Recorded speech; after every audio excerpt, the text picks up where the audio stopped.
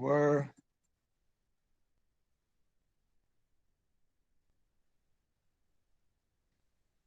Okay, so let's look at this again, the transcript here. Oh, well, let's see what this works. Okay, I guess it doesn't. I'll have to check on that. So here's a transcript. So the key things we talked about: electrical impulses, changes in voltage, are the method that the axons use to send messages. These messages are called action potentials, and they always move from axon to dendrite.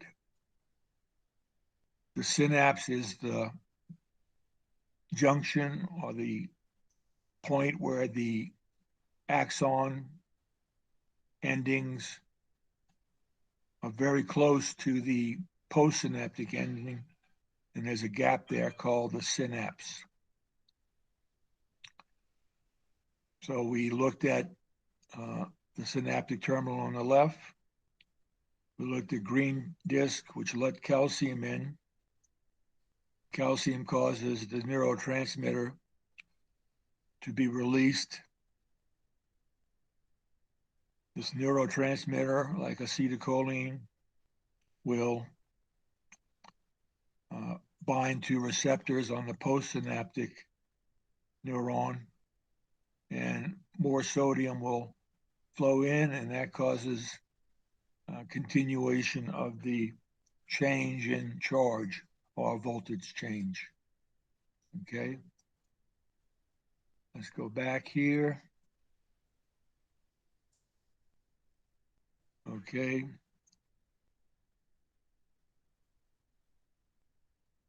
let's look here. Let's listen to this.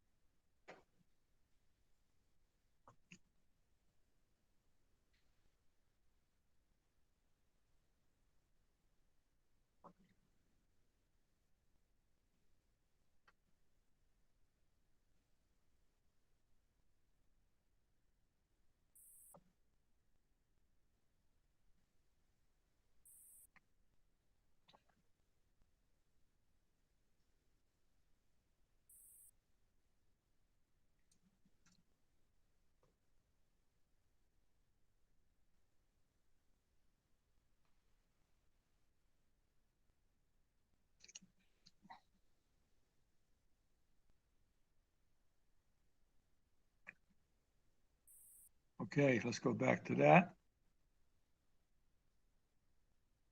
Let's stop here. So in muscles, we'll learn that there's a muscle spindle, which tells the spinal cord by the sensory neuron. It tells how stretched the muscle is or the position of the muscle. So as you stretch muscles and that information is telling the spinal cord and ultimately the central nervous system which muscles are contracted, which ones are relaxed, and so on. So he talks about a flexor, the biceps, the triceps. So these signals move through the gray horn of the spinal cord. We'll learn about that.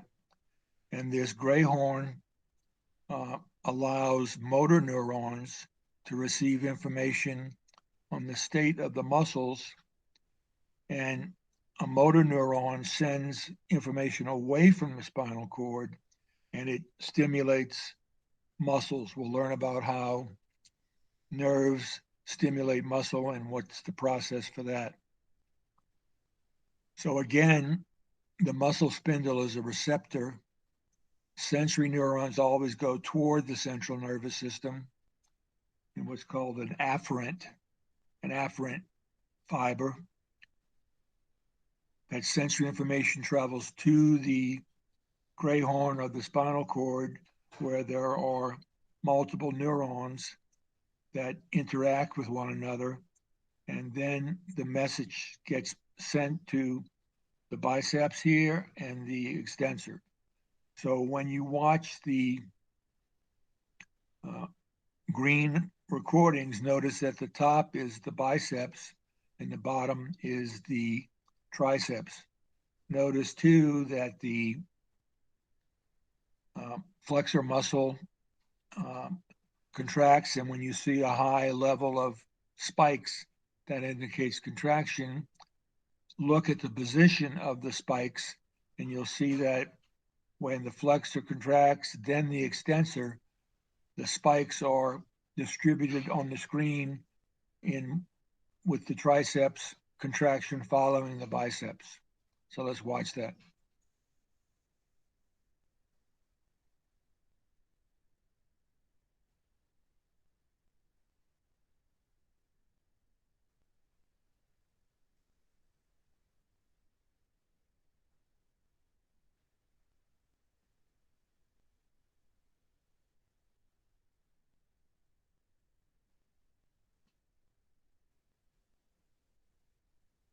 Okay, so the motor neurons are targeting certain muscles. These motor neurons and sensory neurons occur all the way up and down the spinal cord. The spinal cord in your neck will connect the muscles in your neck. The neurons, the motor neurons in your thorax will connect with your chest muscles. So what we're talking out here is a motor neuron going to a particular muscle. That's the target.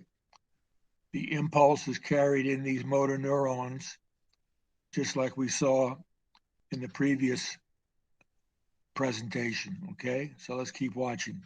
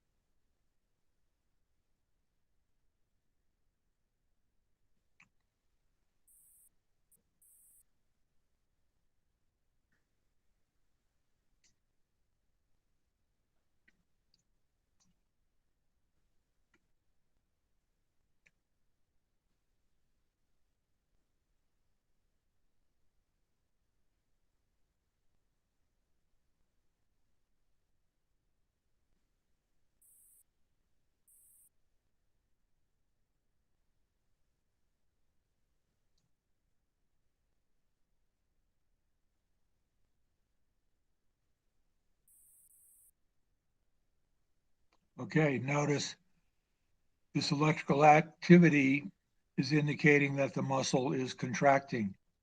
So this is the biceps. So notice contraction of the bicep comes when the gentleman flexes his arm, when he pulls his wrist toward his shoulder. So these are electrical activity that the muscle generates when it contracts, because you may have heard of EKG. When the heart contracts, you have an EKG. This electromyography can be used to measure the health of muscles. But notice bicep contraction, and then when the triceps contracts, it falls in between, because the bicep indicates flexion, the tricep contraction indicates extension. So the synapses of the nerves, there's a gap between the muscle tissue and the nerve tissue.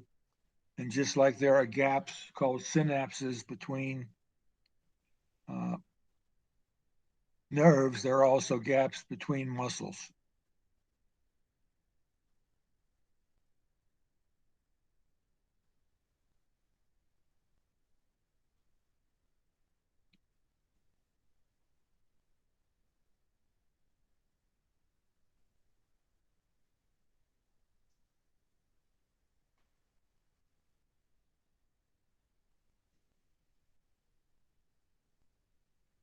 Okay, good. So let's stop recording.